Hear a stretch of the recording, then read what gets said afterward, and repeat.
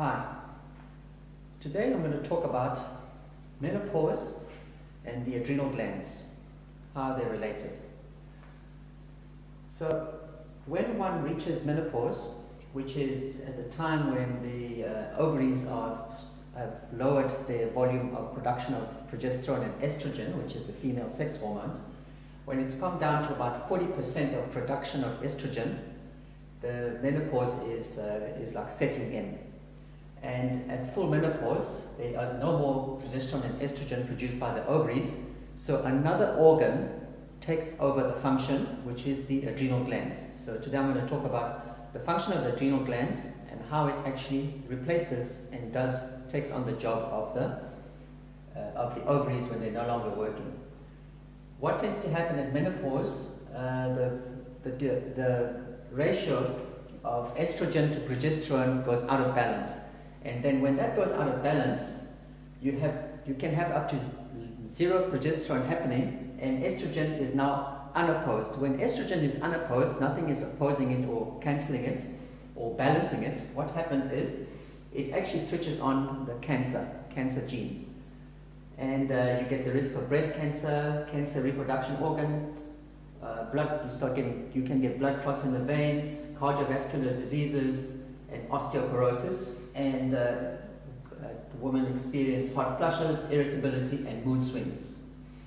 So I will cover how to reverse that and bring it back to normality.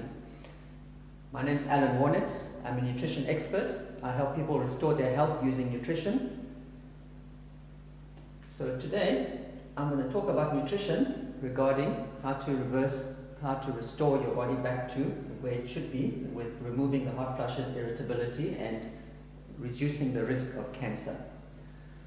So the adrenal glands, here's a little picture here, a little sketch. This is the kidney. On top of your kidneys are the adrenal glands, which is on top here. This is now taking on the job of producing your progesterone and estrogen. The adrenal glands is also a gland which produces cortisol, which is a stress hormone. So when your body is under stress, the adrenal glands produces cortisol, and what tends to happen, stress normally uses up all the nutrients to make cortisol, and when there's no more nutrients, the adrenal glands don't have the nutrients now to produce the hormones.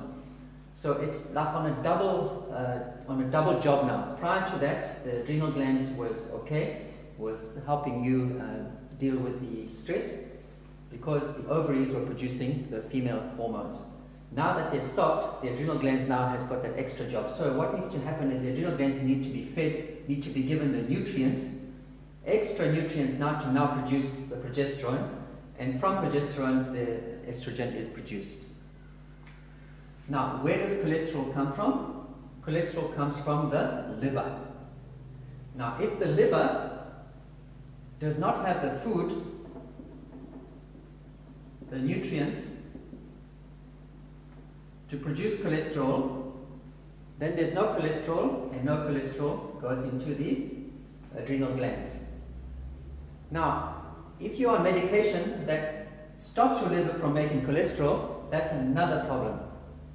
So you need to meet with your doctor or a health practitioner to find out what needs to happen so that your body is making the right cholesterol, so that there is enough material going there to make the progesterone and to make the stress hormones.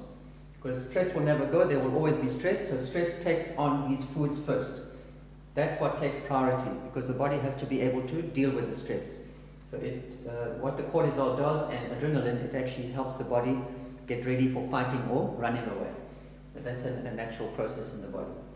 So what does the liver, so you need to take care of the liver and take care of the adrenal glands, and all these work together to balance out the production of estrogen and progesterone. So for the liver to work, it requires certain foods, and to make cholesterol, it requires lecithin and omega-3. Lecithin, you get them in granules, 3 to 4 teaspoons a day. You put it in your breakfast, in your meals, you can put it anywhere. Omega-3, up to 2,000 milligrams of omega-3. Omega-3s, I can give you, there's an article that I can provide in a link after the video. You can find the link and find where you get omega-3s. You get omega-3s from fish, you get omega-3s from nuts and seeds. There's a whole a lot of foods that you can learn how to find your omega-3s. Now, for the adrenal glands to work and produce the progesterone and produce the stress hormones, it needs vitamin B5, vitamin C, B complex. B5, 500 to 1,000 milligrams, C, 2,000 to 4,000 milligrams, B complex, 25 to 50 milligrams. You can get B complex in a multivitamin, some multivitamins and minerals, you'll have them which has that amount. Just be careful about the multivitamin and minerals that you buy, read the labels, make sure they've got at least 25 to 50 milligrams. Some are sold with 5 milligrams and they're very expensive. You can get this other products from the health shops with that amount of B complex, which is the same price. And omega-3 I explained. Vitamin E, 400 milligrams, you can take up to 800 milligrams when you are doing a repair of the adrenal glands and you're feeding it at the time. When that happens, then this production starts to happen.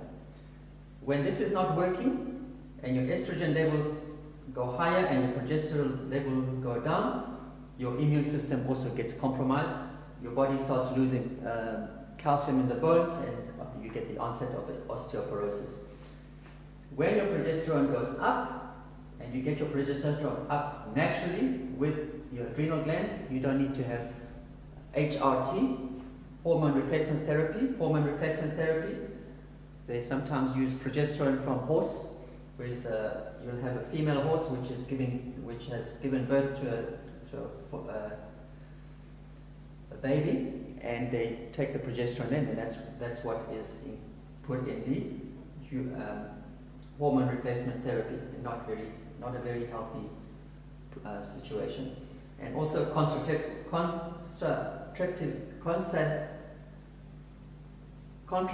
pills and HRT, they give a constant estrogen stimulation. So estrogen stimulation means estrogen going up, and these are the problems that can happen here: breast cancer, blood clots, etc. So you need to have your progesterone level goes up. When the progesterone levels goes up, it switches off the cancer cell, switches off the cancer genes. It rebalances the cell rejuvenation process. It means what is cancer is that you have cells which grow and don't stop growing. With progesterone, it rebalances it, so cells that need to die will die, so new cells get built. And it builds the bones and reverses osteoporosis. Now with the liver, how do you look after your liver? There's 2 steps in the liver. One of them is, I call it the filtration.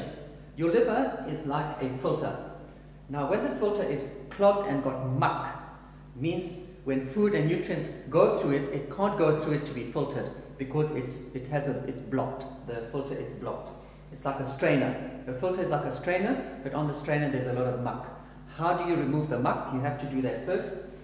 The way to remove the muck out of the liver is there's 2 ways of doing it. You can get some herbal supplements, which is turmeric, dandelion, and milk thistle. You buy them in herbal supplements.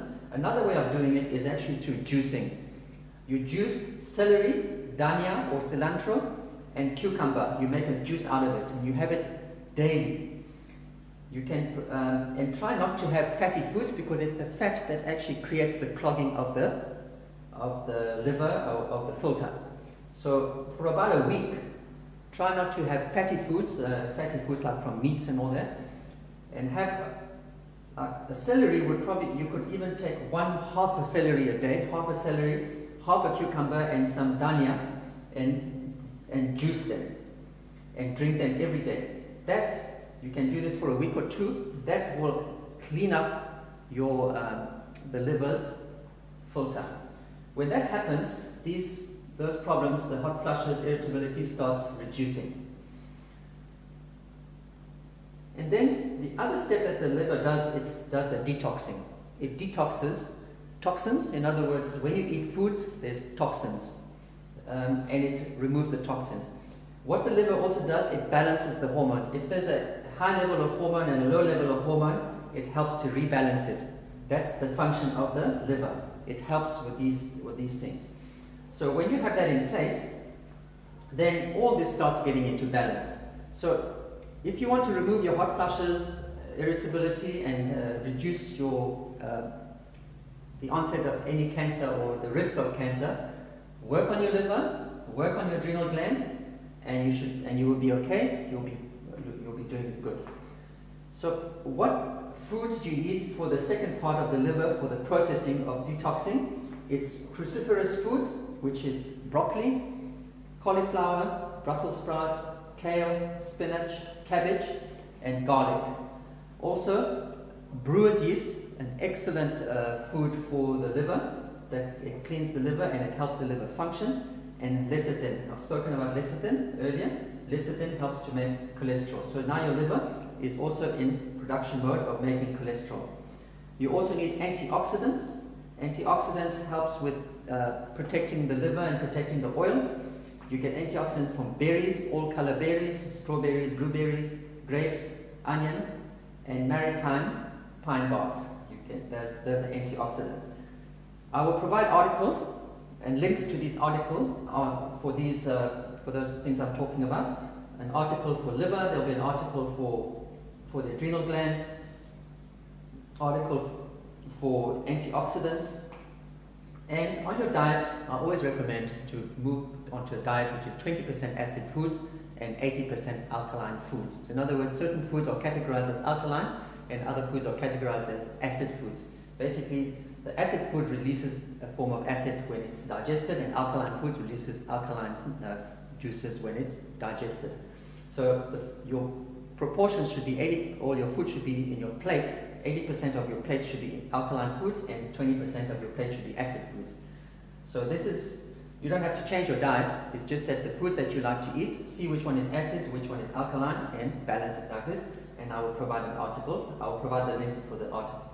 For this article as well, so you can know and choose which foods you want to. I think that's all for now on this topic. If you need any help, there's links on the page, which you can write to me and fill in a health questionnaire, and I will respond to you and give you some advice on your nutrition program, which is a personalized one. You'll tell me about your story, what you're running into, you're going to tell me what you eat and what your stress levels are, and from there I will be able to guide you and put you on a path and getting all this recovered. Thank you for listening. I look forward to hearing from you.